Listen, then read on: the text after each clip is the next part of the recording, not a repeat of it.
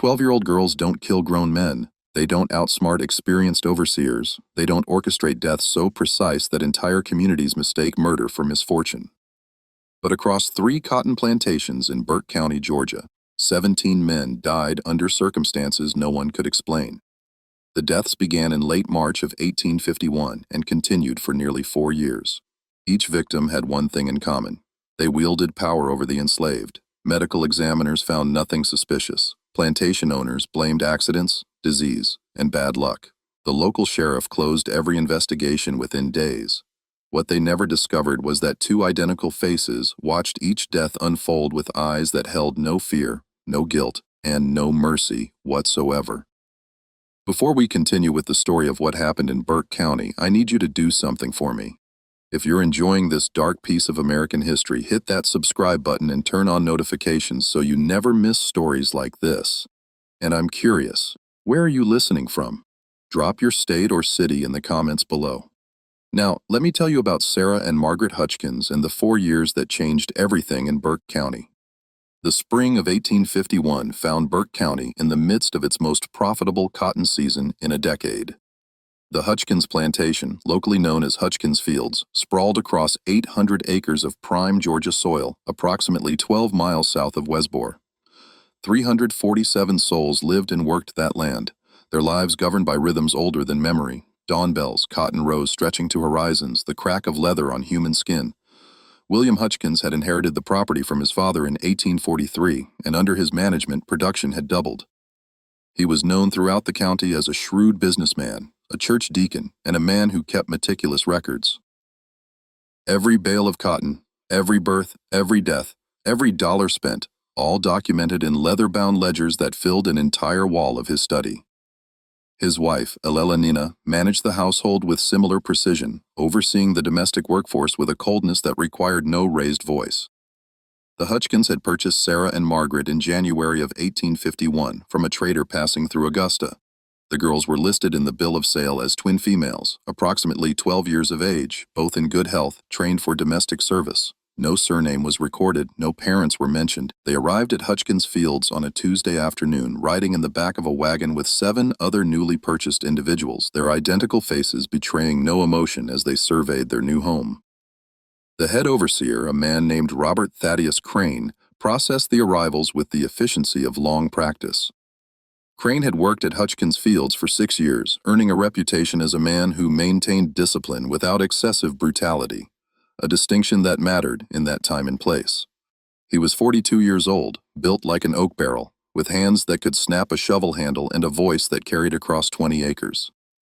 He assigned Sarah and Margaret to work under the supervision of his wife Martha, who managed the kitchen and laundry operations.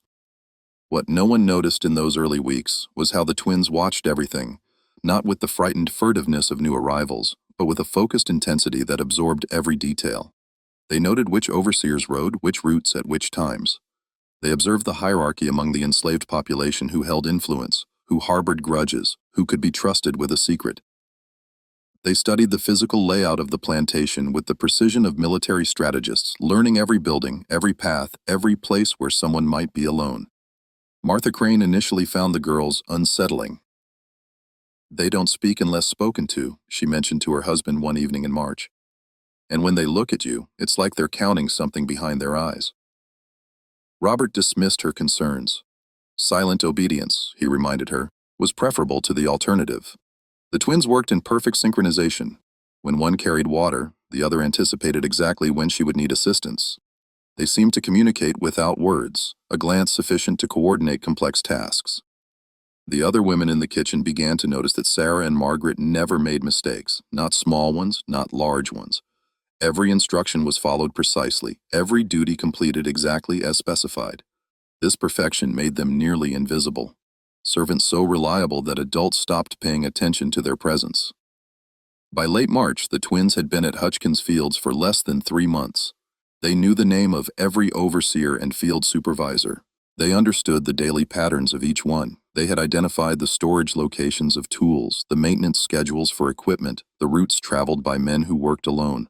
And they had begun to watch one particular individual with special attention, a man named Vernon Cushing, who served as overseer for the East Cotton Fields.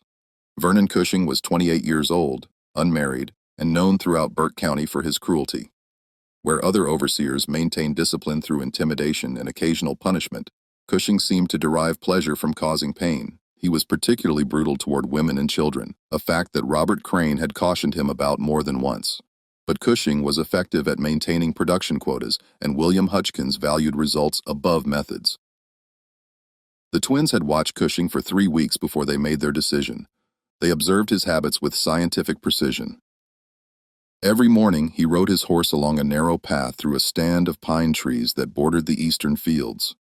The path connected the slave quarters to the work areas, cutting through terrain that grew muddy after rain.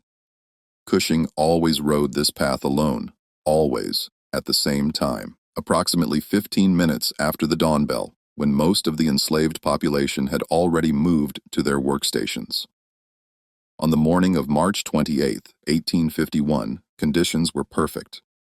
Heavy rain had fallen throughout the previous night, turning the pine path into a treacherous mixture of red clay and standing water. The twins rose before dawn, slipping from the kitchen quarters, while darkness still covered the plantation. They carried nothing but a short piece of rope they had taken from the stable 3 days earlier. What happened next took less than 5 minutes.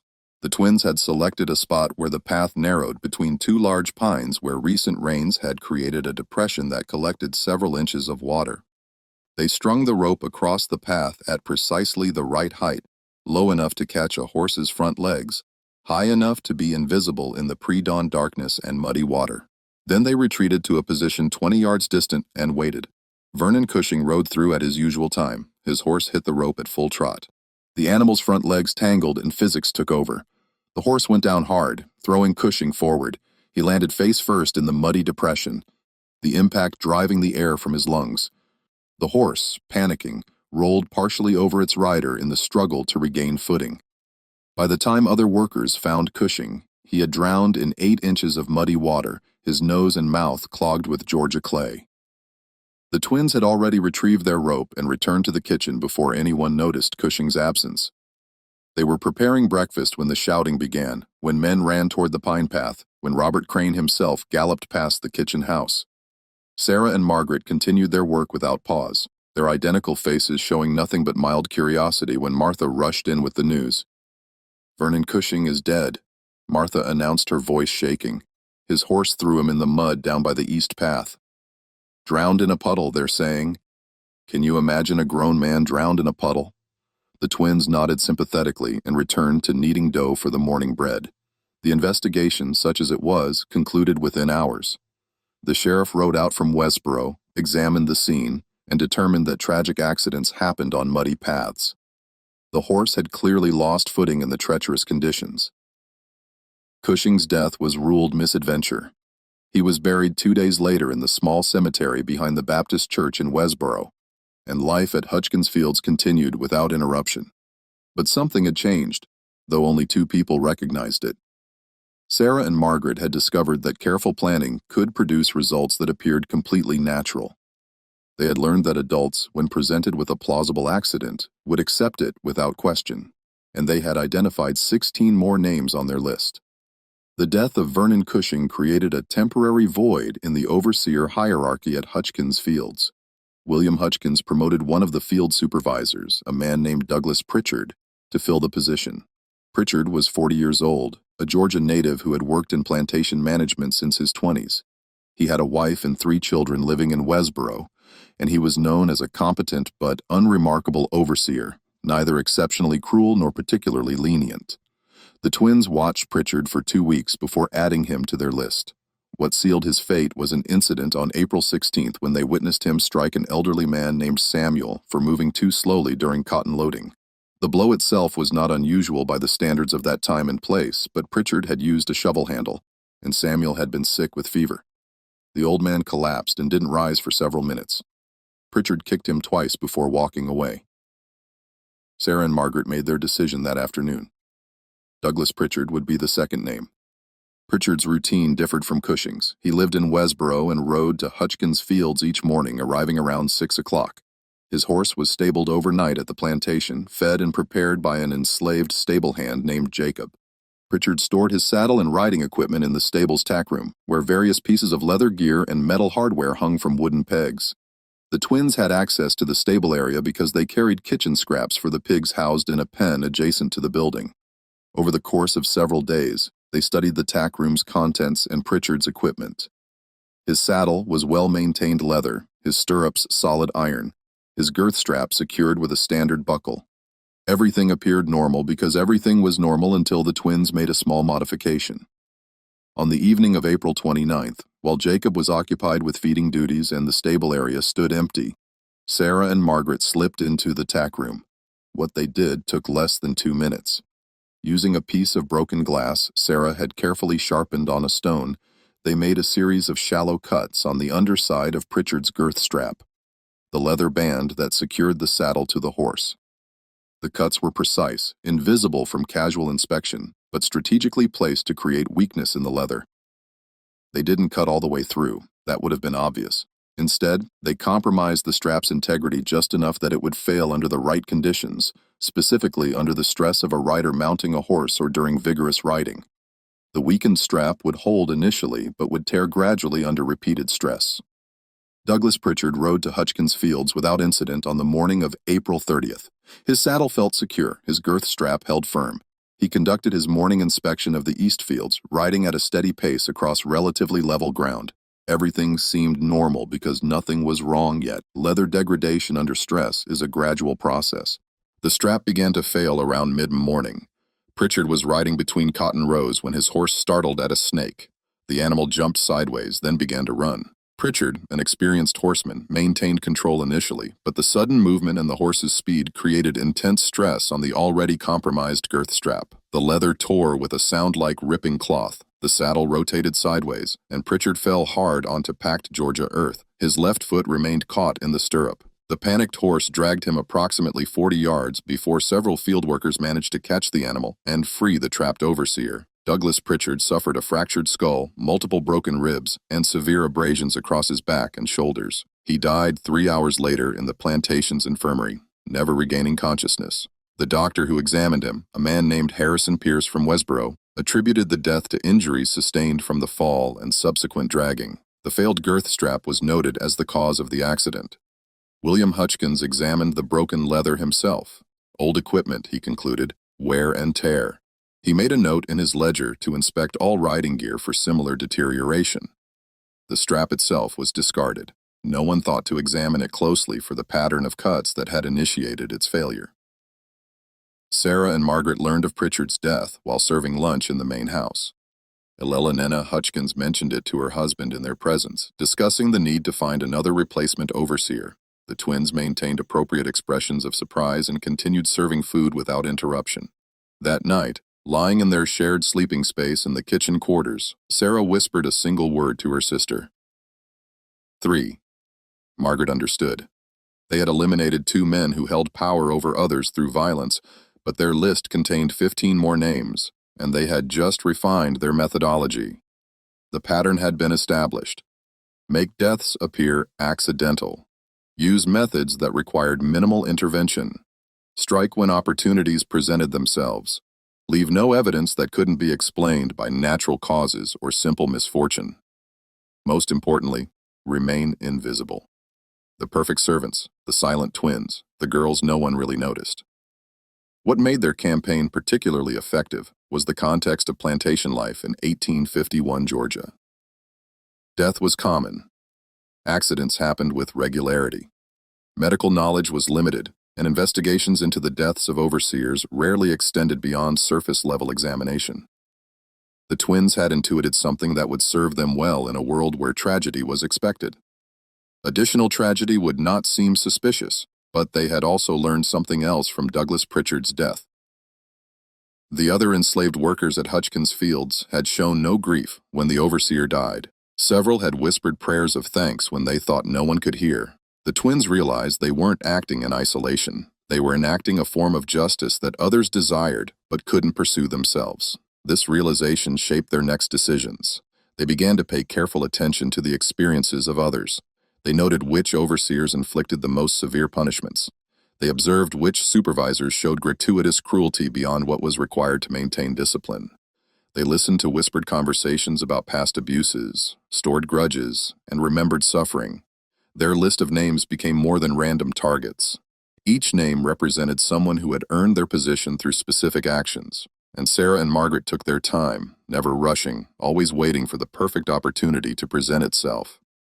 May passed quietly at Hutchins Fields. William Hutchins hired a new overseer named Thomas Crawford, a man from South Carolina with 20 years of plantation experience.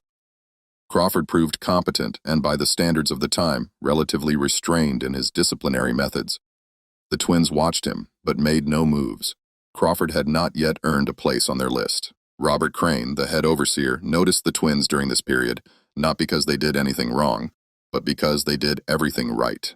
They were 12 years old and worked with the efficiency of adults. They never complained, never showed fatigue, never made errors. This perfection should have been remarkable, but in the context of plantation life, it simply made them valuable property. Crane mentioned to William Hutchins that the twin girls were proving to be excellent acquisitions. What Crane didn't mention, because he didn't notice, was that the twins had begun leaving the kitchen quarters at night. Not every night, and never for long periods, but once or twice a week, Sarah and Margaret would slip out after the evening meal service ended and darkness covered the plantation grounds. They moved through shadows like they had been born to it, visiting locations they had identified during daylight hours, studying equipment and structures, planning future accidents. They were methodical in ways that seemed impossible for children their age. They understood leverage and weight distribution. They recognized structural weaknesses in buildings and equipment. They intuited the relationship between cause and effect with a clarity that suggested either unusual intelligence or extensive prior experience. Though no one who looked at their documented history would have suspected either, the bill of sale that brought them to Hutchins Fields noted only that they had been trained for domestic service.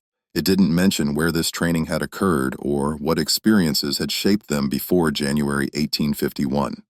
The trader who sold them to William Hutchins had purchased them at an estate auction in Augusta, providing no information beyond what appeared in the documentation. Sarah and Margaret themselves never spoke about their past, and no one thought to ask 12-year-old enslaved girls about their previous lives.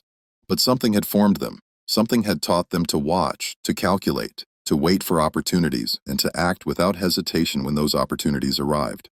Whether this education had come from observation, instruction, or pure survival instinct, the result was the same. Two 12-year-old girls who killed adults with the precision of experienced executioners. On June 14, 1851, they claimed their third victim. His name was Harold Simmons, and he served as supervisor for the cotton gin operation. Simmons was 34 years old, known throughout Burke County for his efficiency in processing cotton and his violence toward anyone who damaged equipment or slowed production. He had personally whipped at least 24 individuals during his 3 years at Hutchins Fields, several of whom still bore visible scars. The cotton gin building was a large wooden structure housing the mechanical equipment used to separate cotton fibers from seeds. The machinery was powered by a horse-driven external wheel system with leather belts and wooden gears transmitting power to the processing mechanisms. The building also housed storage for processed cotton awaiting transport to the markets in Augusta and Savannah. Harold Simmons spent most of his working hours inside this building, supervising the feeding of raw cotton into the machinery and the collection of processed fibers. He was a hands-on supervisor, frequently adjusting equipment and demonstrating proper techniques. This meant he worked in close proximity to moving machinery throughout the day, machinery that required constant vigilance to operate safely. The twins had delivered water to the cotton gin building numerous times over the previous 2 months. They had observed the machinery's operation and Simmons's habits. They noticed that he was particularly careless around the main drive belt, a wide leather strap that transferred power from the external wheel system to the interior processing mechanisms. This belt ran through an opening in the wall approximately 6 feet above the floor, moving at considerable speed when the system was operational. On June 14th, the twins made their move during the afternoon shift change. The machinery had been shut down for 15 minutes to allow workers to rotate. Simmons was alone in the building, conducting his routine inspection of the equipment before operations resumed. Sarah and Margaret entered carrying water buckets as expected, and therefore invisible. What happened next took seconds. Sarah had concealed a length of thin but strong rope in the bottom of her water bucket covered by the water itself. As Margaret engaged Simmons in conversation, a rare event that captured his full attention because the silent twins never spoke without direct prompting. Sarah moved to the area near the main drive belt. She secured one end of the rope to a support beam near the belt opening, allowing the other end to dangle loosely near where Simmons stood. The rope itself was unremarkable. Standard plantation rope used for hundreds of purposes, but its placement was deliberate. When the machinery resumed operation and the drive belt began moving, the loose end of the rope would be caught by the belt's motion and rapidly wound up. Anything connected to that rope would be pulled violently toward the moving machinery. Margaret asked Simmons about proper cotton feeding techniques, keeping his attention focused away from where Sarah worked. Her question was intelligent enough to require a detailed answer, which Simmons provided while demonstrating with hand gestures. As he spoke, Sarah completed her preparation and rejoined her sister. The twins departed the building with their water buckets, leaving Simmons alone with the rope system they had created. The afternoon shift began 17 minutes later. Workers resumed their positions and the external wheel system was engaged. The machinery came to life with its characteristic creaking and grinding sounds. The main drive belt began to move, its leather surface traveling at approximately 8 feet per second. Harold Simmons was standing near the belt opening, examining cotton samples when the loose rope was caught by the belt's motion. The rope snapped tight and the wooden beam to which it was secured cracked under the sudden tension. Part of the beam broke free and was pulled by the rope toward the belt opening, and Simmons was standing directly in its path. The beam section struck Simmons in the side of the head with tremendous force, the impact driven by the machinery's mechanical advantage. He fell into the operating equipment. Workers shut down the machinery immediately, but Harold Simmons was already dead, his neck broken by the initial impact with the beam. The investigation concluded that a rope had somehow become entangled in the machinery, causing a structural failure that resulted in Simmons's accidental death. Such accidents, while uncommon, were not unprecedented in cotton processing facilities. The equipment was examined and deemed to have no inherent defects. The incident was recorded as an industrial accident, and Harold Simmons was buried 3 days later. Sarah and Margaret learned of the death while serving dinner in the main house that evening. William Hutchins was discussing the incident with his wife, expressing frustration about losing another experienced supervisor within such a short period. 3 men in less than 3 months, he said, shaking his head. Bad luck seems to follow this place lately. The twins cleared plates and poured water, their identical faces showing appropriate concern. That night, in the darkness of their sleeping quarters, Margaret whispered to her sister, 14 more. Sarah said nothing, but her expression in the dim moonlight suggested agreement. The summer of 1851 brought oppressive heat to Burke County, the kind that made cotton fields shimmer in the distance and turned every physical task into an endurance test. Production continued at Hutchins Fields, despite the recent deaths. Though William Hutchins noticed that finding qualified overseers had become more difficult, word had spread through the county about the unusual string of accidents at his plantation, and experienced men were increasingly reluctant to accept positions there. By August, Hutchins had managed to fill the vacant positions, though with less experienced personnel than he preferred. The new overseers included a man named George Whitfield, who took over the cotton gin operation, and Charles Drummond, who supervised the field crews. Both men were younger than their predecessors, both eager to prove themselves, and both would be dead before the year ended. The twins had expanded their area of observation beyond the boundaries of Hutchins Fields. On Sundays, when some of the enslaved population was permitted to attend religious services in Westboro, Sarah and Margaret accompanied Martha Crane to the Baptist church. During these trips, they observed the broader community of Burke County, noting the relationships between plantation owners, the movements of local officials, and the patterns of life in the small town. They discovered that Hutchins Fields was not isolated. Overseers and supervisors regularly moved between plantations, sharing information and occasionally transferring to other properties. This created opportunities.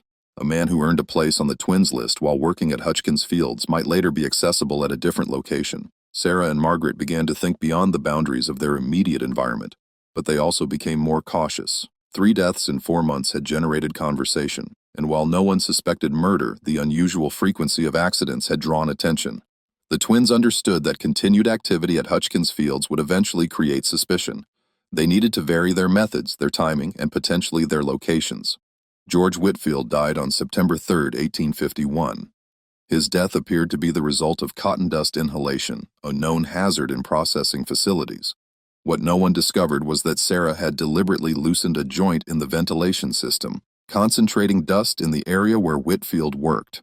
The accumulation over several weeks had created conditions that, combined with Whitfield's existing respiratory sensitivity, proved fatal. The death was ruled natural causes attributed to the occupational hazards of cotton processing. Charles Drummond lasted until November.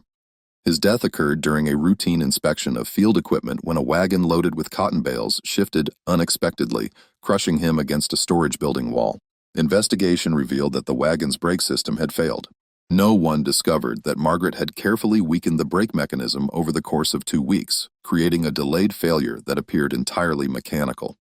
William Hutchkins stood in his study on November 24, 1851, staring at his ledger entries. 5 overseers and supervisors dead in 8 months. Statistically improbable, but not impossible. Each death had a reasonable explanation. Each investigation had concluded accidental death, and yet something troubled him about the pattern.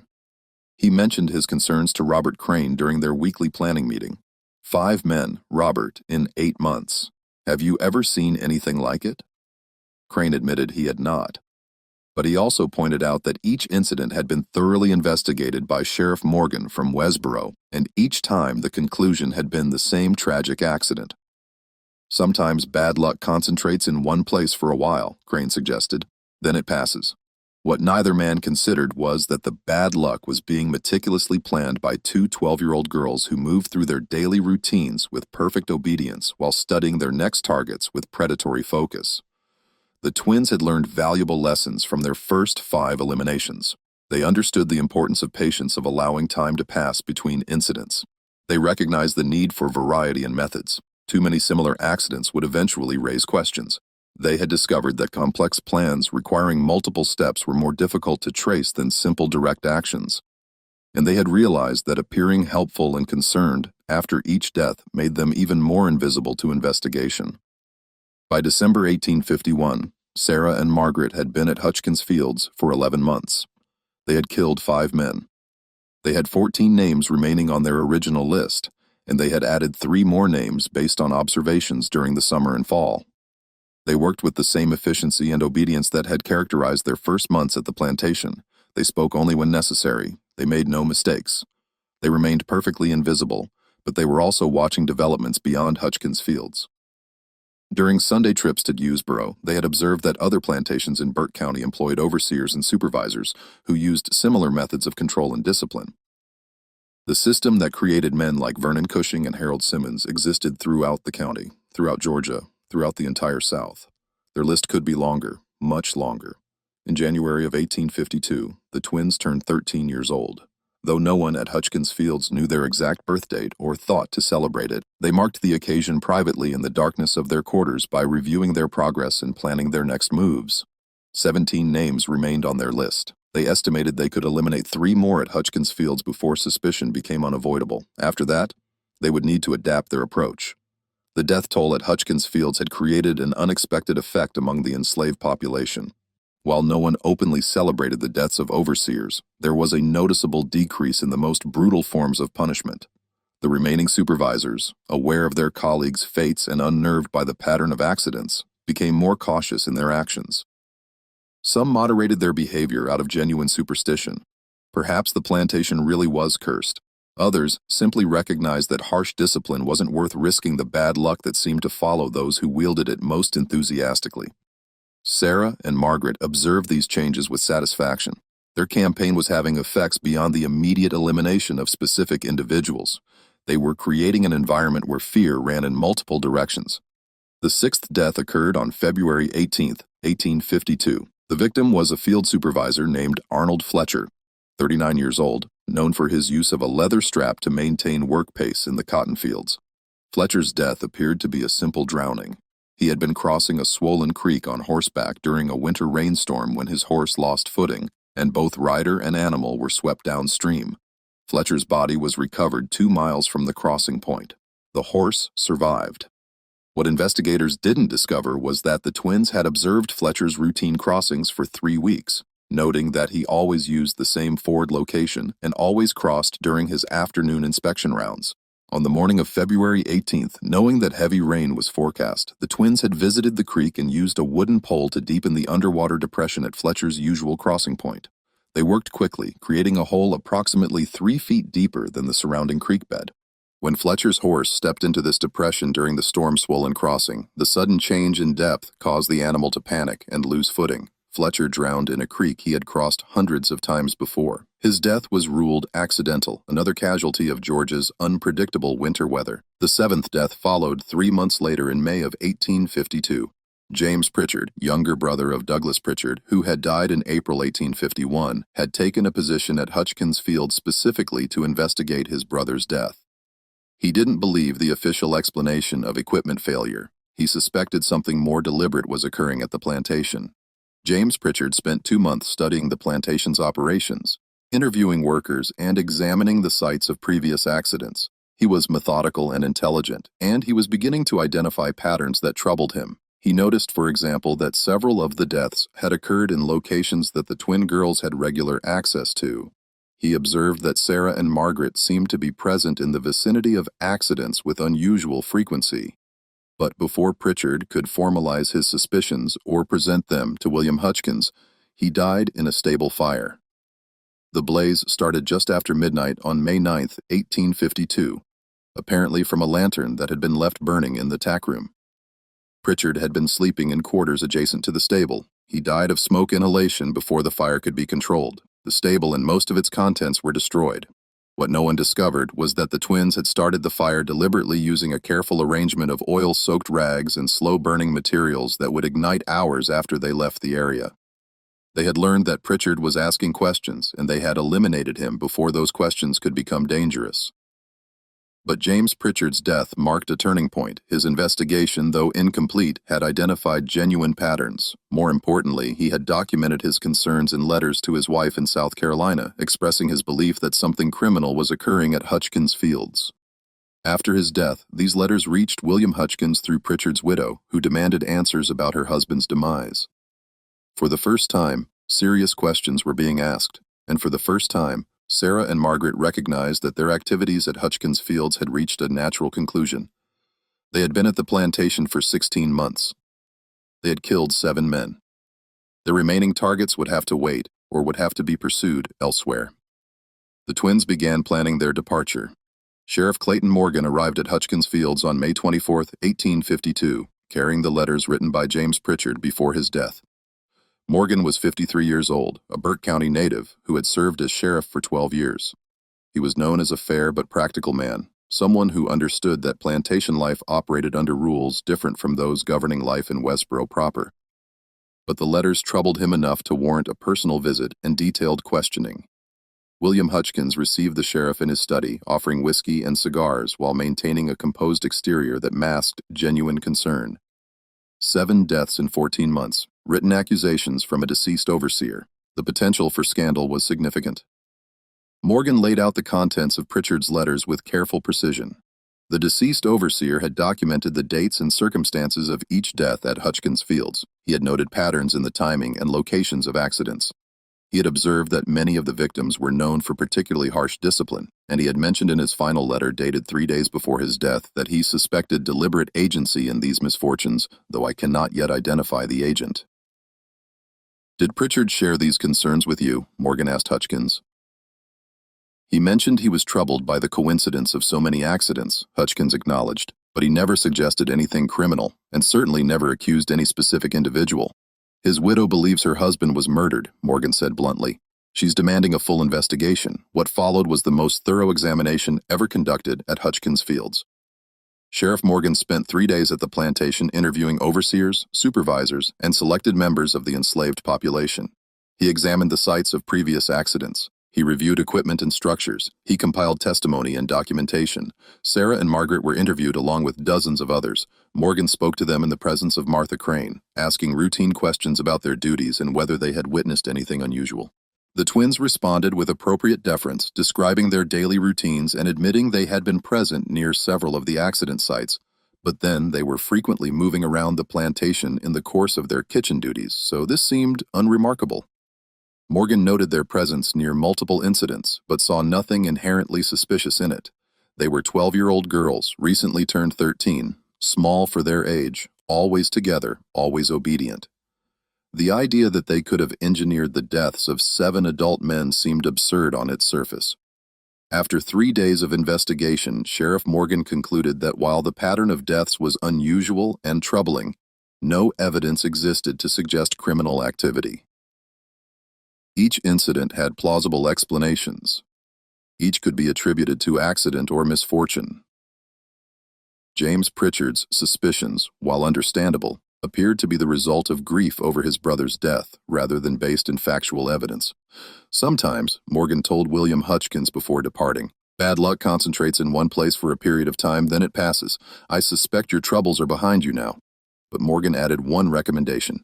Consider rotating your supervisory staff. Bring in new people, perhaps from other counties. Fresh eyes might break whatever pattern has been established here.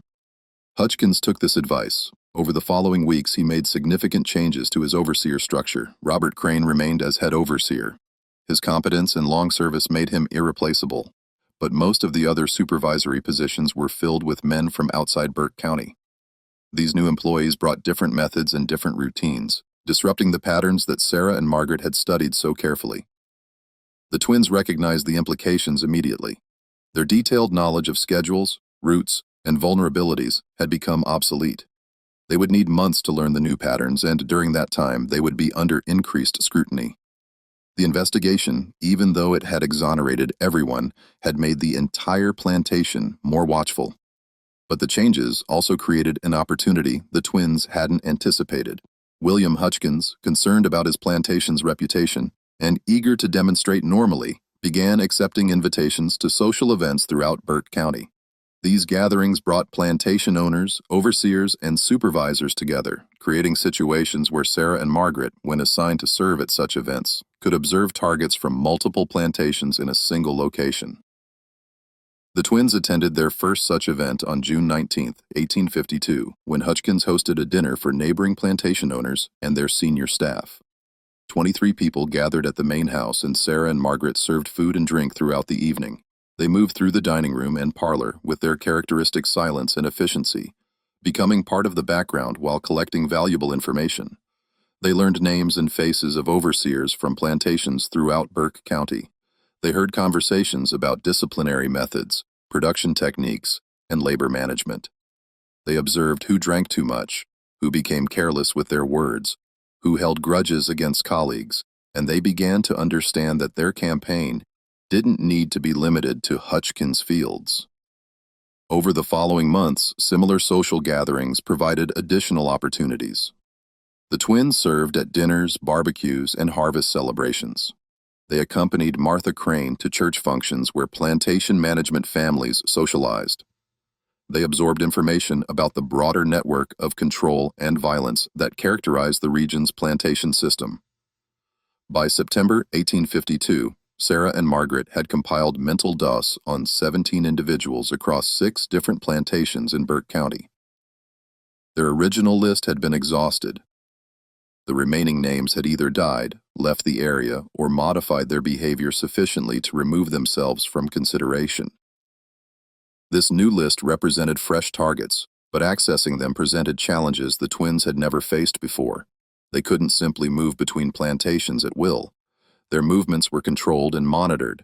They would need assistance, or they would need to create situations where their presence outside Hutchins Fields seemed natural and necessary. The solution came from an unexpected source. In October 1852, Nina Hutchins developed an interest in organizing charitable activities for the moral improvement of the slave population throughout Burke County. This philanthropic impulse was partly genuine religious conviction and partly an attempt to rehabilitate the Hutchins family reputation after the troubling events of the previous year. Ella began visiting other plantations to assess needs and organize distribution of basic goods, additional blankets for winter, basic medical supplies, religious texts. She brought Sarah and Margaret with her on these visits, using them to carry supplies and assist with distribution. The twins' reputation as obedient and efficient servants made them ideal assistants for such work. These visits provided Sarah and Margaret with access to other plantations, opportunities to observe operations and routines, and chances to identify vulnerabilities in new locations. Between October 1852 and March 1853, they accompanied Elelena Hutchkins on 17 such visits to 5 different Burke County plantations. During this period, 3 overseers from other plantations died in apparent accidents. One fell from a horse and broke his neck. Another was crushed by a collapsed equipment shed. A third drowned in an irrigation pond under circumstances that seem perfectly explicable. He had been drinking, had gone swimming alone at night, and had apparently suffered a cramp or heart failure. Sheriff Morgan investigated each death routinely, but found nothing suspicious. The incidents occurred at different plantations, involved different circumstances, and showed no connecting patterns beyond the general fact that plantation work was dangerous and accidents happened regularly. What Morgan didn't know was that Sarah and Margaret had been present near each accident site within days before each death occurred, visiting as part of Elelena Hutchkins's charitable activities. They had studied the victims during these visits, identified vulnerabilities, and acted with the same precise planning that had characterized their earlier work. But the expanded geography of their campaign created new risks. The twins were no longer operating in a familiar environment where they knew every building and path. They were working in locations they could visit only occasionally, relying on quick assessments and rapidly executed plans. This required even more careful planning and left less margin for error. On April 3, 1853, something went wrong for the first time. The twins had targeted an overseer named Richard Blackwell at a plantation called Fairview, approximately 8 miles from Hutchkins Fields. Blackwell was known throughout Burke County for extreme cruelty, and multiple witnesses had reported his brutality to plantation owners who either ignored the reports or considered such methods necessary. The twins had visited Fairview twice with Elelena Hutchkins. During these visits, they had observed that Blackwell maintained a small office in a building separate from the main house, where he kept records and stored personal items. The building was isolated, surrounded by trees, and Blackwell often worked there alone in the early morning hours. Sarah and Margaret had planned to create a fire similar to the one that killed James Pritchard, a delayed ignition that would appear accidental and give them time to establish alibis. They had prepared materials and hidden them near Blackwell's office building during their second visit to Fairview. But on the night of April 3rd, when they attempted to implement their plan, they discovered that Blackwell had changed his routine. He had begun sleeping in the office building rather than in his usual quarters.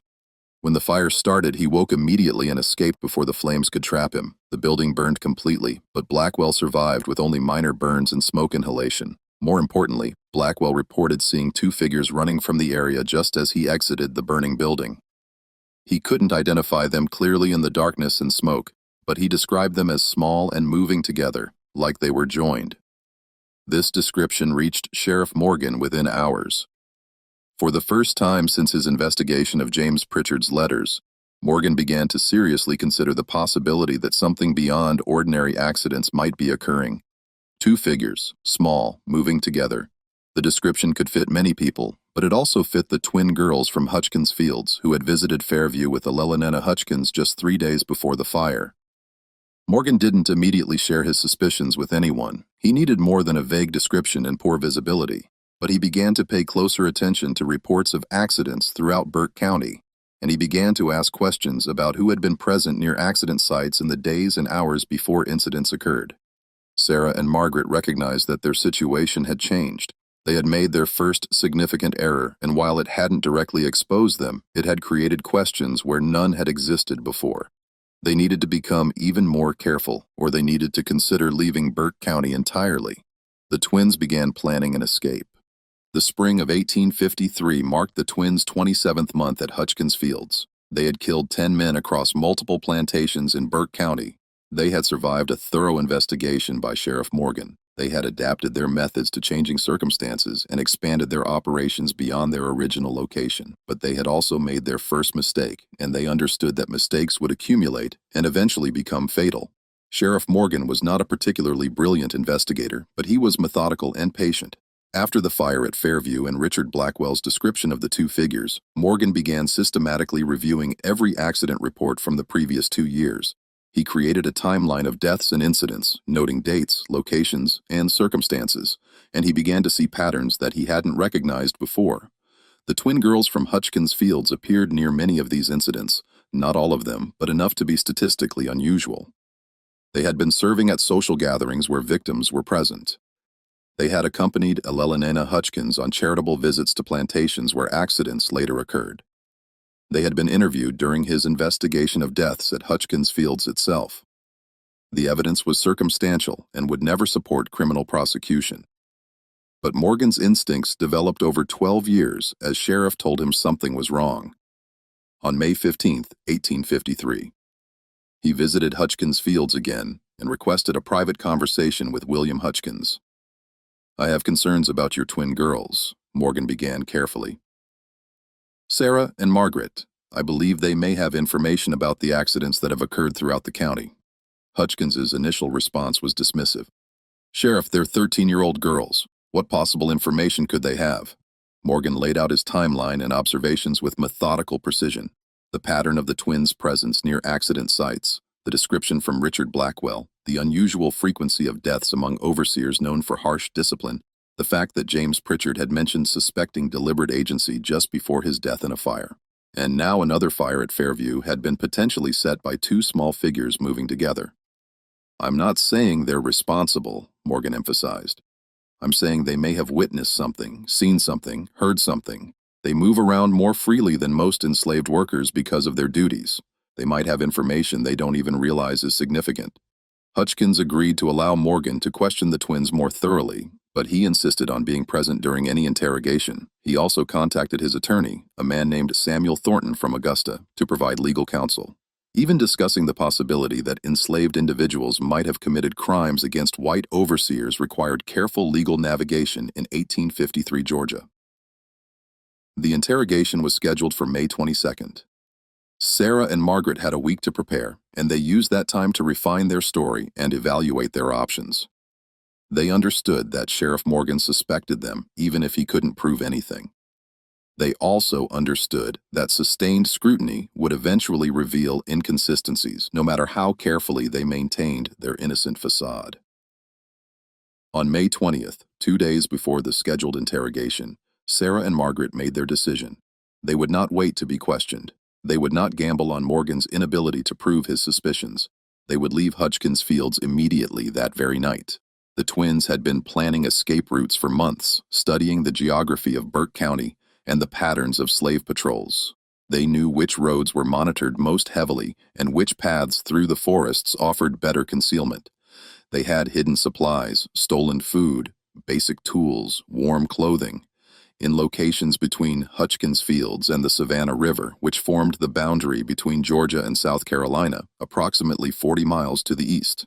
Their plan was straightforward: travel at night, hide during daylight, reach the river within a week, and cross into South Carolina, where different laws and different officials might offer slightly better odds of avoiding capture. It was a desperate plan with poor chances of success, but it was better than waiting for Morgan's investigation to trap them. On the night of May 20th, 1853, after the evening meal service ended and the plantation settled into darkness, Sarah and Margaret slipped from the kitchen quarters for the last time. They carried nothing that would seem unusual if they were stopped, just a basket with kitchen linens that needed washing at the creek, a common task that justified their movement around the plantation after dark. They had traveled less than a mile from Hutchins Fields when they encountered someone on the path. Robert Crane was returning from an evening visit to one of the outlying storage buildings. He was alone, carrying a lantern, and he recognized the twins immediately. "Sarah, Margaret, what are you doing out here at this hour?" The twins froze. They had planned for many contingencies, but not for a direct confrontation with the head overseer in an isolated location. For several seconds, no one moved or spoke. The lantern light cast flickering shadows across Crane's weathered face, and his expression shifted from surprise to suspicion as he noticed the twins' body language. Tense, coiled, ready to run. "You're running," Crane said, his voice quiet but certain. "You're trying to escape." Sarah and Margaret said nothing. They simply stared at Crane with identical expressions that held no fear, no pleading, no emotion at all.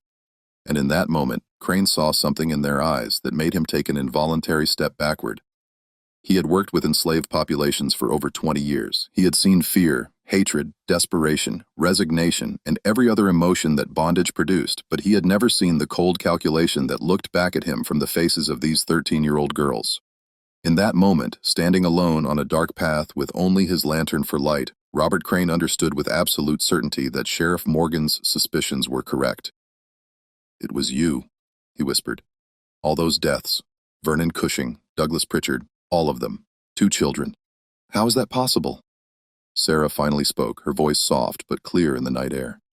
"We're not children, Mr. Crane. We never were." Crane's hand moved toward the knife on his belt, a defensive gesture born of sudden fear rather than aggressive intent. But Margaret moved faster. She had been holding a heavy stone behind her back, picked up from the path while Crane's attention was focused on her sister. The stone struck Crane's lantern hand with precise force, causing him to drop the light. The lantern hit the ground and shattered, plunging the area into darkness, broken only by scattered flames from the spilled oil. What happened next occurred in shadows and confusion. The twins, their eyes already adjusted to darkness, moved with coordinated precision. Crane was strong and experienced, but he was also surprised. Off balance from the blow to his hand and fighting opponents whose methods he didn't understand. The struggle lasted less than a minute. When it ended, Robert Crane lay unconscious on the path, blood seeping from a head wound where he had fallen against a rock during the fight. The scattered flames from his dropped lantern were spreading through the dry grass and undergrowth beside the path. Within minutes, the fire would be visible from the plantation buildings. Sarah and Margaret faced a choice. They could flee immediately, taking advantage of the confusion that the fire would create, or they could ensure that Robert Crane, the only person who could testify to their guilt, would never speak about what he had discovered. The twins looked at each other in the growing firelight, communicating through that mysterious connection that had existed between them since birth. Then they made their decision. They lifted the unconscious Crane and carried him closer to the spreading fire, positioning his body where the flames would reach him within minutes. It would appear that the head overseer had suffered an accident with his lantern, been rendered unconscious by the fall, and been unable to escape the resulting fire. They worked quickly, arranging the scene to suggest accident rather than violence. Then they fled into the darkness, moving east toward the Savannah River, and whatever possibility of freedom lay beyond it. Behind them, flames climbed into the night sky. Within an hour, workers from Hutchins Fields would discover Robert Crane's burned body and begin fighting the fire that threatened to spread to nearby buildings. By dawn, William Hutchins would be standing over his head overseer's remains, and Sheriff Morgan would be summoned to investigate the 11th death in 26 months, and Sarah and Margaret would be gone, vanished into the forests and swamps of eastern Georgia, leaving behind nothing but questions and a trail of carefully orchestrated deaths that would remain unexplained for decades. The discovery of Robert Crane's body at dawn on May 21, 1853, brought Sheriff Morgan back to Hutchins Fields with renewed urgency. The scene appeared consistent with accident: a dropped lantern, a fall, unconsciousness from head trauma, death by fire, and smoke inhalation. But Morgan no longer believed in coincidental accidents at this plantation. When Martha Crane reported that Sarah and Margaret had not returned to their quarters the previous night and could not be located anywhere on the plantation, Morgan's suspicions crystallized into certainty. He immediately organized a search party and dispatched messages to neighboring plantations and the slave patrol system that monitored roads and paths throughout Burke County. But the twins had a 12-hour head start, and they used that advantage well. They traveled through areas they had studied during their months at Hutchins Fields, following paths that avoided the most heavily monitored roads. They moved with the efficiency born of careful planning, pausing only briefly during daylight hours before resuming their eastward journey. By the evening of May 21st, Sarah and Margaret had traveled approximately 18 miles from Hutchins Fields. They were exhausted, hungry despite their hidden supplies, and increasingly aware that sustained pursuit would eventually overtake them. They needed a better plan than simply running. That night, hiding in a small cave formation along a creek, the twins had a conversation that revealed the depth of their strategic thinking. Margaret argued for continuing east toward the Savannah River in South Carolina. Sarah disagreed, suggesting instead that they move north toward Augusta, where the larger population and active river commerce might offer better opportunities for concealment. "They'll expect us to run for South Carolina," Sarah reasoned. "That's what runaways always do. But Augusta has enough activity that 2 more faces might not be noticed. We could find work on the docks, or with a merchant. We can pass for free if we're careful." Margaret considered this. "We look too distinctive. Identical twins are remembered." "Then we separate," Sarah said quietly. "We've always been together. That's what makes us memorable.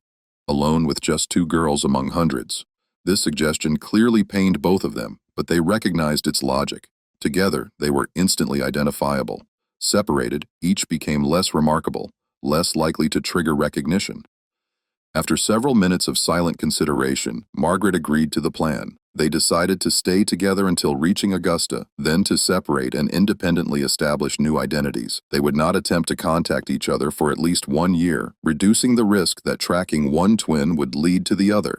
If both survived that year, they would attempt to reunite on a specific date at a specific location they chose that night. For the next 3 days, Sarah and Margaret traveled north toward Augusta, covering approximately 35 miles through a combination of forest paths and careful use of public roads during periods when traffic was heavy enough to provide concealment. They passed through 2 small communities without incident, successfully presenting themselves as enslaved workers on errands for their owners when questioned by curious observers.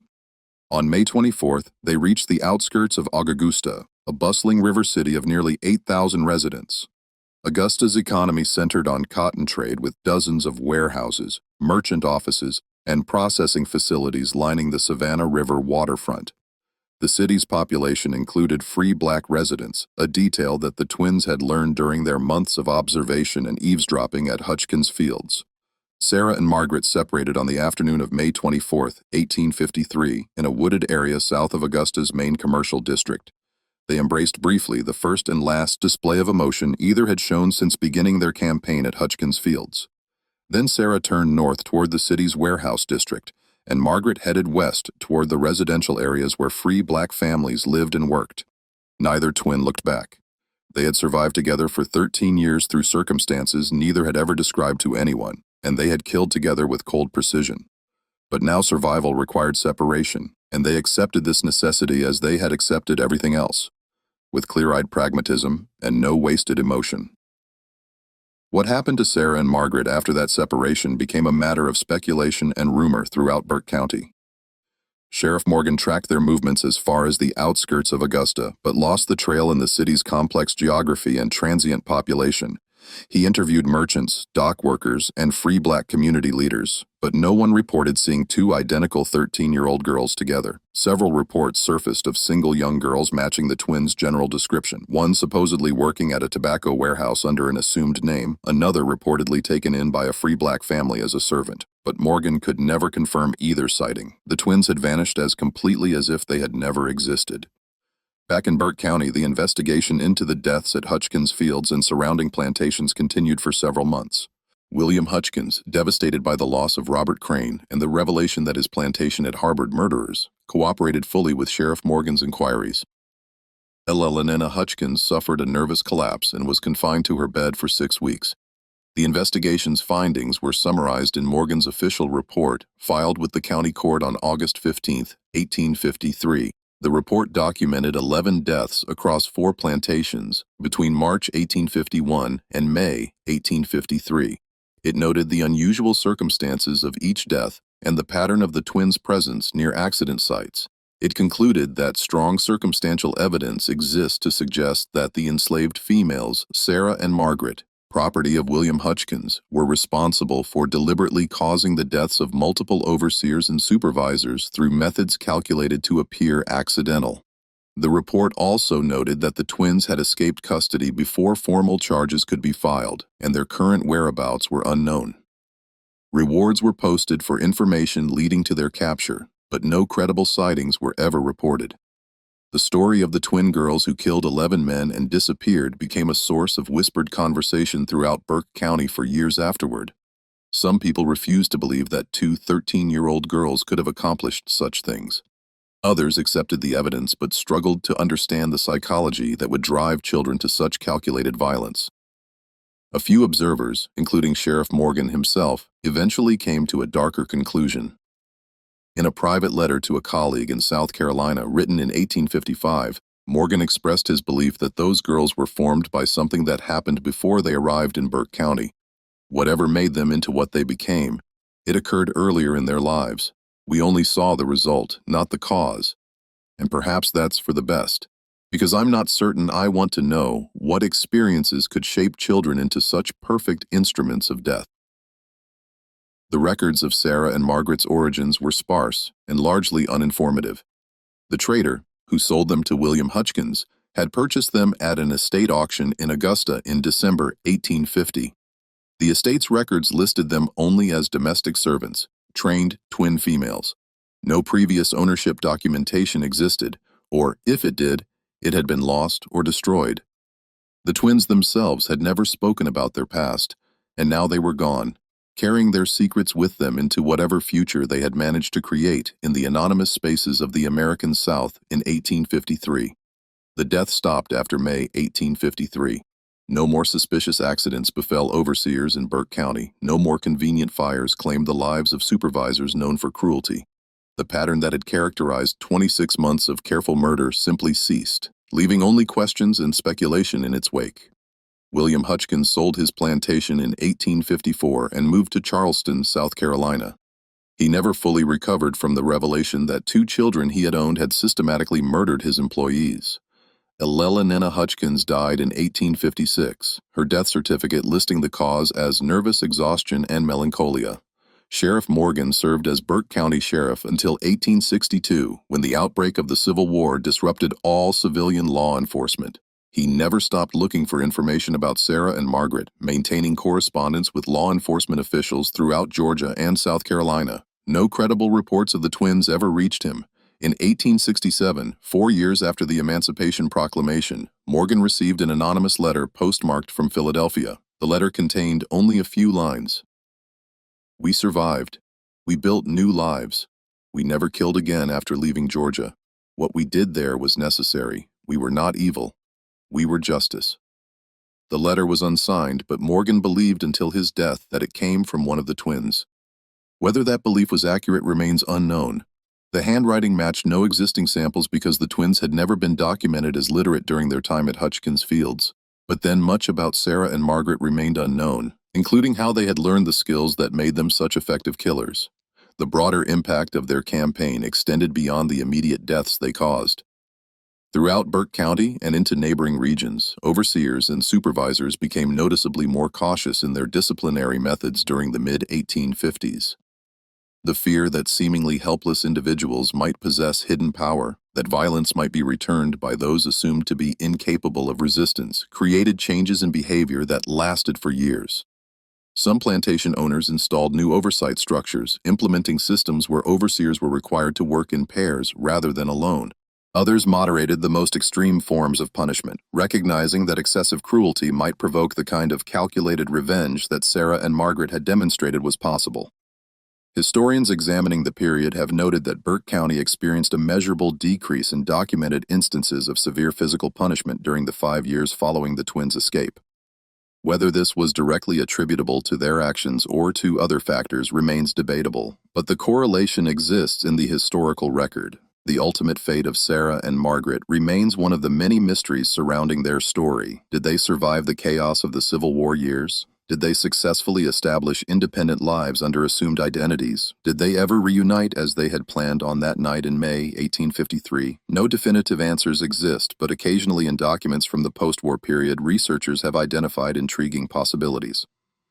A woman named Sarah Hutchinson appears in Philadelphia city directories from 1868 onward, listed as a seamstress. A Margaret Hutchinson is recorded in Boston census records from 1870, described as a domestic worker. Whether these were the twins using slightly modified versions of their former owner's surname or simply coincidental name similarities cannot be determined from available evidence. What can be stated with certainty is that 2 13-year-old girls, enslaved and powerless by every legal and social standard of their time, managed to kill 11 adult men, evade investigation by law enforcement, and escape into freedom. They accomplished this through intelligence, planning, patience, and a complete absence of the mercy that their victims had never shown to others. Their story asks uncomfortable questions about justice, revenge, and the nature of evil. Were Sarah and Margaret murderers who deserved punishment?